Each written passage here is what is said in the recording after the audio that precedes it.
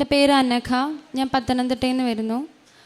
ഞാൻ 2024 നവംബർ 8-ാം തീയതിയാണ് ഇവിടെ വന്ന് ഉടമ്പടി എടുക്കുന്നത്.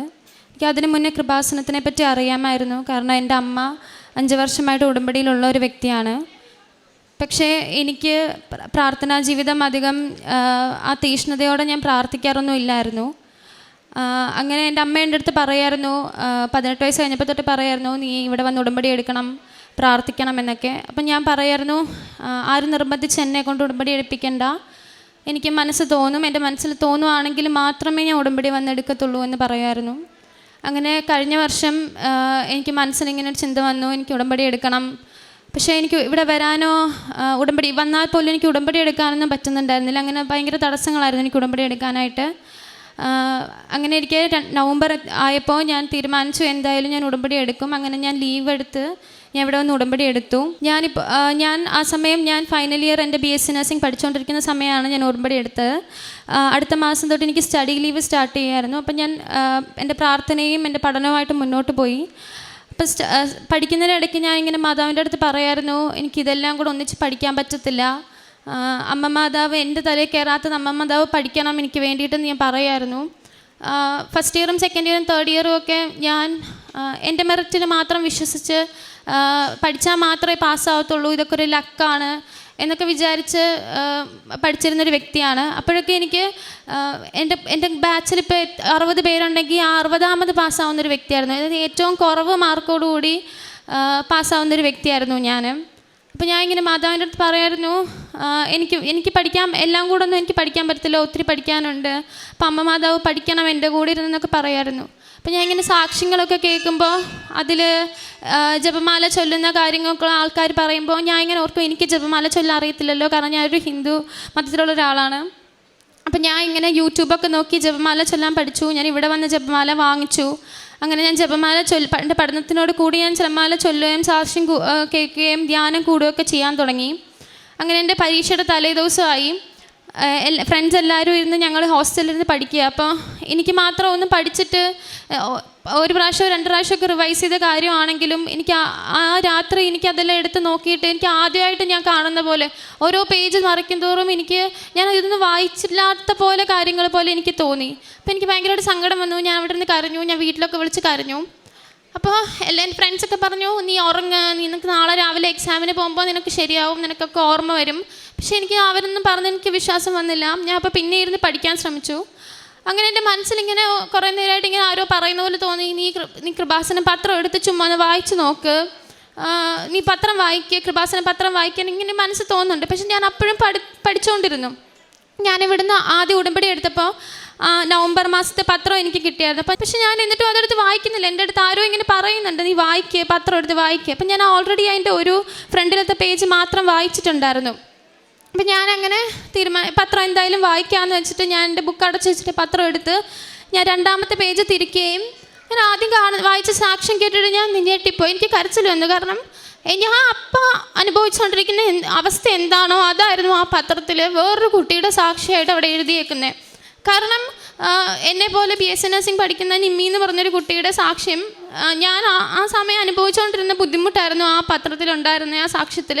ആ കുട്ടിയെ പരീക്ഷ എങ്ങനെയാണ്, ആ ബുദ്ധിമുട്ടുള്ള പരീക്ഷ ആ കുട്ടി എഴുതിയെന്നും മാതാവ് എങ്ങനെയാണ് അവളെ അത്ഭുതപരമായിട്ട് വിജയിപ്പിച്ചതെന്നുള്ള സാക്ഷ്യമായിരുന്നു. അത് കണ്ടപ്പോൾ എനിക്ക് മനസ്സിലായി, മാതാവ് എൻ്റെ അടുത്ത് കമ്മ്യൂണിക്കേറ്റ് ചെയ്യാൻ നോക്കുവാണ്, സമാധാനമായിട്ട് ഇരിക്കുക എന്ന് എൻ്റെ അടുത്ത് പറയാൻ നോക്കുക എന്ന് എനിക്ക് മനസ്സിലായി.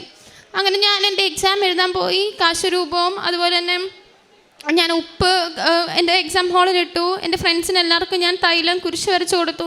അങ്ങനെയാണ് ഞങ്ങളെല്ലാവരും എക്സാമിന് പോയത്. എല്ലാ എക്സാമും എല്ലാവർക്കും പാടായിരുന്നു. ഫ്രണ്ട്സൊക്കെ വന്നിട്ട് അവരെഴുതി ഉത്തരവൊക്കെ പറയുമ്പോൾ ഞാൻ ഇങ്ങനെ ഓർക്കും, ഞാൻ ഇതൊന്നും അല്ലല്ലോ എഴുതിയേ, ഞാൻ ഇങ്ങനെ ജയിക്കുന്നേ.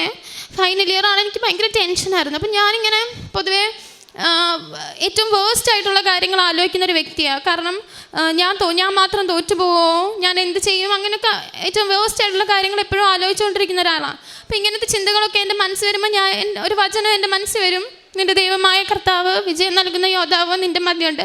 ഇത് ഞാനിങ്ങനെ ബുക്കിൽ എഴുതുകയും ഒത്തിരി പ്രാവശ്യം ഇങ്ങനെ പറഞ്ഞുകൊണ്ടിരിക്കുകയൊക്കെ ചെയ്യും. അങ്ങനെ കഴിഞ്ഞ ആഴ്ച ഇവിടെ ചൊവ്വാഴ്ച ധ്യാനം നടന്നുകൊണ്ടിരുന്ന സമയത്ത് എൻ്റെ റിസൾട്ട് വന്നു.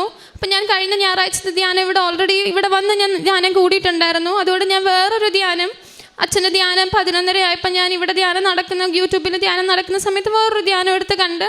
അപ്പം എൻ്റെ ഫ്രണ്ട്സ് എല്ലാവരും വിളിക്കുക എന്നെ, നീ റിസൾട്ട് നോക്ക്, നിൻ്റെ റിസൾട്ട് വന്നു. അപ്പോഴൊന്നും എനിക്ക് ധ്യാനം കഴിയാതെ എനിക്ക് റിസൾട്ട് കാണണ്ട. ഞാൻ 2 മണിക്കൂറുള്ള ധ്യാനം കൂടി കഴിഞ്ഞിട്ട് എൻ്റെ റിസൾട്ട് നോക്കിയപ്പോൾ എനിക്ക് ഇന്നേ വരെ കിട്ടാത്ത മാർക്ക് മാതാവ് എനിക്ക് തന്നെ എന്നെ പാസ്സാക്കി. ഞാൻ ബാച്ചിൽ ഏറ്റവും അവസാനം പാസ്സായിക്കൊണ്ടിരുന്ന ഒരു വ്യക്തിയാണ് ഞാൻ. ഇപ്പോൾ എങ്ങനെയെങ്കിലുമൊക്കെ പാസ്സാകും, 1/2 മാർക്ക് പോയാൽ ഞാൻ തോറ്റു പോകും, അങ്ങനെ ഒരു വ്യക്തിയായിരുന്നു ഞാൻ. പക്ഷേ ഈ പ്രാവശ്യം റിസൾട്ട് വന്നപ്പോൾ ആദ്യത്തെ പേജിൽ തന്നെ, അതായത് റാങ്ക് ലിസ്റ്റിന് ആദ്യത്തെ പേജിൽ തന്നെ എൻ്റെ പേരുണ്ട് 17ാമത്. അത്രയും മാർക്ക് വന്ന് ഞാൻ മാതാവിൻ്റെ അടുത്ത് ഒന്നും ചോദിച്ചില്ല, എന്നെ പാസ്സാക്കി തന്നാൽ മതി എന്ന് ഞാൻ പറഞ്ഞുള്ളൂ. പക്ഷെ മാതാവ് എന്നെ ഒത്തിരി മാർക്ക് തന്ന് പാസ്സാക്കി. അപ്പോൾ ഞാൻ ഇങ്ങനെ എപ്പോഴും ഇങ്ങനെ എൻ്റെ മെറിറ്റിൽ മാത്രം വിശ്വസിച്ചുകൊണ്ടിരുന്നൊരു വ്യക്തിയായിരുന്നു. ദൈവത്തെ എൻ്റെ അവസരോചിതമായിട്ട് ഞാൻ ദൈവത്തെ വിളിക്കുന്ന ഒരാളായിരുന്നു. എൻ്റെ ആവശ്യം കഴിയുമ്പോൾ ഞാൻ ദൈവത്തിന് നന്ദി പറയുമോ, അല്ലെങ്കിൽ ഞാൻ പറയും ഞാൻ പഠിച്ചുകൊണ്ടാണ് കിട്ടിയേ, അങ്ങനെയൊക്കെ പറയുന്നൊരു വ്യക്തിയായിരുന്നു ഞാൻ. പക്ഷെ ഇപ്പം എനിക്ക് മനസ്സിലായി, എൻ്റെ കഴിവ് കൊണ്ടല്ല, മാതാവിൻ്റെ കൃപ കൊണ്ട് എനിക്ക് കിട്ടിയ അനുഗ്രഹമാണെന്ന് എനിക്ക് മനസ്സിലായി. ഞാൻ എൻ്റെ ഫ്രണ്ട്സിൻ്റെ കൂടെയൊക്കെ ഞാൻ ഇങ്ങനെ ഒരു വ്യക്തിയായിരുന്നില്ല. ഞാൻ എൻ്റെ ഭയങ്കര റൂഡായിട്ടും ഭയങ്കര ആറ്റിറ്റ്യൂഡൊക്കെ ഉള്ള ഒരാളായിരുന്നു ഞാൻ. എപ്പോഴും ഫ്രണ്ട്സിൻ്റെ കൂടെ കളിയും ചിരിയും തമാശയും അങ്ങോട്ടും ഇങ്ങോട്ടും കളിയാക്കിയൊക്കെ ഇരിക്കുന്ന ഒരാളായിരുന്നു ഞാൻ. ഇപ്പം ഞാൻ എൻ്റെ ഫ്രണ്ട്സിൻ്റെ അടുത്ത് ഈശോനെ പറ്റിയും മാതാവിനെ പറ്റിയും ഇവിടുത്തെ സാക്ഷ്യങ്ങളെക്കുറിച്ചും അച്ഛൻ ധ്യാനത്തിൽ പറയുന്ന കാര്യങ്ങളൊക്കെയാണ് ഞാൻ അവരുടെ അടുത്ത് സംസാരിക്കുന്നത്. ഇന്ന് രാവിലെയും വൈകിട്ട് ഞാൻ ഇവിടുത്തെ ഡെയിലി ബ്രെഡ് ഞാൻ എൻ്റെ ഫ്രണ്ട്സിന് അയച്ചു കൊടുക്കും 5:30 തന്നെ. അപ്പോൾ അവരിങ്ങനെ ചോദിക്കും, നീ എന്ന് രാവിലെ എങ്ങനെയാണ് എണ്ണീറ്റിരുന്ന് പ്രാർത്ഥിക്കുന്നേ? ക്രിസ്ത്യൻ ഫ്രണ്ട്സ് തന്നെ ചോദിക്കും, ഞങ്ങൾക്ക് പോലും ഇങ്ങനെ പ്രാർത്ഥിക്കാൻ പറ്റുന്നില്ല, ഞങ്ങൾ പോലും ഇങ്ങനെ ഫുള്ള് ബൈബിൾ വായിച്ച് തീർത്തിട്ടില്ല, നിനക്ക് എങ്ങനെ ഇതൊക്കെ സാധിക്കുന്നതെന്ന് ഇങ്ങനെ ചോദിക്കും.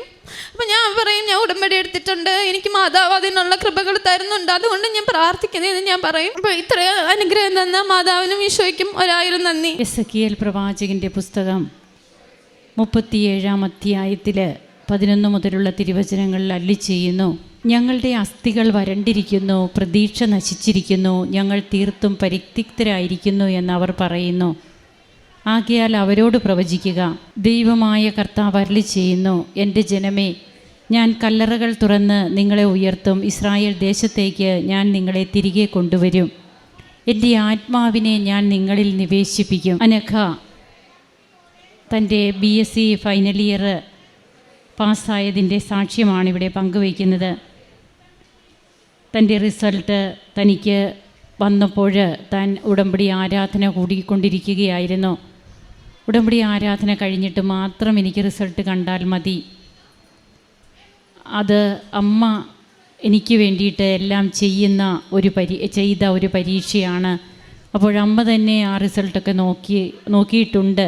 ആ ഒരു ഉറച്ച ബോധ്യമാണ് പിന്നീട് തൻ്റെ റിസൾട്ട് നോക്കുമ്പോൾ തനിക്ക് കിട്ടുന്നത്. അതായത് ലാസ്റ്റായിരുന്നു താൻ എല്ലാറ്റിനും, ലാസ്റ്റ് മാത്രം തൻ്റെ പേരുണ്ടാകും ഒരു ലിസ്റ്റിൽ. എന്നാൽ ഈ ഫൈനൽ ഇയർ റിസൾട്ട് തനിക്ക് എങ്ങനെയാണ് ഏറ്റവും നല്ല ഒരു റിസൾട്ടായത്? എങ്ങനെയായിരുന്നു ആ റിസൾട്ട്?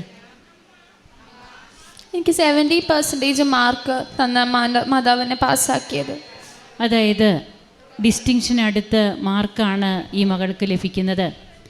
അങ്ങനെ തൻ്റെ ജീവിതത്തിൽ തനിക്ക് ഇന്ന് ഈശോയും അമ്മയുമൊക്കെ എങ്ങനെ തനിക്ക് ഏറ്റവും പ്രിയപ്പെട്ടതായി, എന്നോടാരും പറയണ്ട, എനിക്ക് ഉടമ്പടി എടുക്കാൻ തോന്നുമ്പോഴേ ഞാൻ എടുക്കുകയുള്ളൂ എന്ന് പറഞ്ഞ മകള് ഇവിടെ വന്ന് ഉടമ്പടി എടുക്കാൻ സാഹചര്യങ്ങൾ ഉണ്ടാകുന്നു.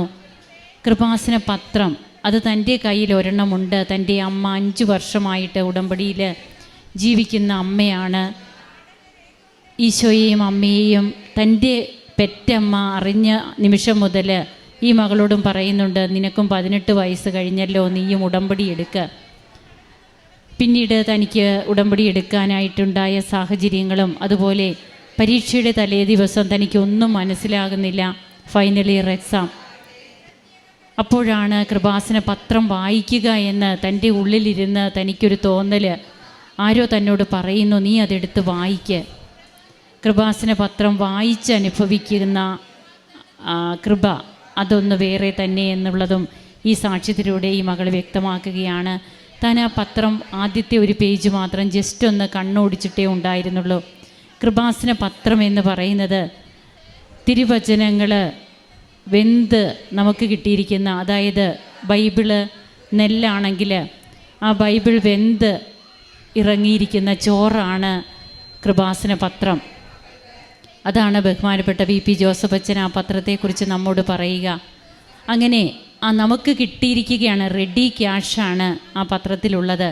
അത് നാം പിന്നീട് അനുഭവിക്കുക മാത്രമേ വേണ്ടൂ. വയറ് നിറച്ച് ഭക്ഷണം കഴിക്കുവാനായിട്ട് വെന്ത നല്ല ചോറ് നമുക്ക് ലഭിച്ചിരിക്കുകയാണ്. തിരുവചനങ്ങൾ അടങ്ങിയ അത് ഈ മകൾ ഭക്ഷിക്കുന്നു. അതായത് താൻ അത് വായിക്കുകയാണ്. ആത്മാർത്ഥമായിട്ട് വായിച്ചപ്പോൾ വചനങ്ങൾ തന്നിലേക്ക് ആഴ്ന്നിറങ്ങി. തൻ്റെ തന്നെ ഒരു സാക്ഷ്യം തനിക്ക് അവിടെ കാണുവാൻ കഴിഞ്ഞു. അതുകൊണ്ട് തന്നെയാണ് അമ്മയ്ക്കറിയാം, പരിശുദ്ധ അമ്മയ്ക്കറിയാം ഈ മകൾക്ക് വേണ്ട ഒരു അനുഭവ സാക്ഷ്യം അതിൽ ഉൾപ്പെടുത്തിയിട്ടുണ്ടെന്ന്. അതുകൊണ്ട് തന്നെയാണ് അമ്മ പറയുന്നത്, നീ ആ പത്രം എടുത്ത് വായിക്കാൻ. അത് വായിച്ചപ്പോൾ തന്നെ തനിക്ക് കുറച്ച് ഉന്മേഷം തോന്നി. പിന്നീട് താൻ പഠിച്ചു. എന്നാൽ പരീക്ഷ തനിക്ക് ഒത്തിരി ടഫായിരുന്നു. തനിക്ക് ആ പരീക്ഷ താൻ എഴുതിയ പരീക്ഷയായിട്ടല്ല, പരിശുദ്ധ അമ്മ എഴുതിയ പരീക്ഷ. തൻ്റെ കൂട്ടുകാർക്കൊക്കെ താൻ തൈലം പൂശി പ്രാർത്ഥിക്കുന്നു. വിശുദ്ധ ഉപ്പ് താനിരുന്ന ചെയറിൻ്റെ അടിയിൽ ഈ മകളിട്ട് അങ്ങനെയൊക്കെ താൻ പരീക്ഷ എഴുതി. കാശുരൂപം കയ്യിലുണ്ട്. അങ്ങനെ ഏറ്റവും നല്ല ഒരു റിസൾട്ട് തനിക്ക് കിട്ടിയതിൻ്റെ അനുഭവമാണ് ഈ മകൾ ഇവിടെ വന്ന് പറയുക. ഇന്ന് താൻ എന്താണ്, ഇന്ന് തനിക്ക് സമയമില്ല വേസ്റ്റാക്കാൻ. തൻ്റെ കൂട്ടുകാരുടെ കൂടെ കൂടി മറ്റുള്ളവരെ കളിയാക്കിയിരുന്ന ആ ഒരവസ്ഥയിൽ നിന്ന് ഇന്ന് താൻ പ്രാർത്ഥന, അതും എത്രയും വെളുപ്പിനെ എഴുന്നേറ്റ് പ്രാർത്ഥിക്കുന്നു. മറ്റുള്ളവർക്കൊരു സാക്ഷ്യമായിട്ട് താൻ ഇന്ന് മാറി. നമുക്ക് കരങ്ങളടിച്ച് ഈശോയ്ക്കും അമ്മയ്ക്കും നന്ദി പറയാം, ദൈവത്തെ മഹത്വപ്പെടുത്താം, ആരാധിക്കാം. അത്യപൂർവ ദൈവാനുഭവങ്ങൾ ഇനി നിങ്ങൾക്കും സ്വന്തം. ഈ യൂട്യൂബ് ചാനൽ ഇതുവരെ സബ്സ്ക്രൈബ് ചെയ്തിട്ടില്ലെങ്കിൽ ഇപ്പോൾ തന്നെ സബ്സ്ക്രൈബ് ചെയ്യുക. ഈ വീഡിയോ ഇപ്പോൾ തന്നെ നിങ്ങളുടെ സുഹൃത്തുക്കൾക്ക് ഷെയർ ചെയ്തുകൊണ്ട് കർത്താവിൻ്റെ പ്രേക്ഷിതരാകുക.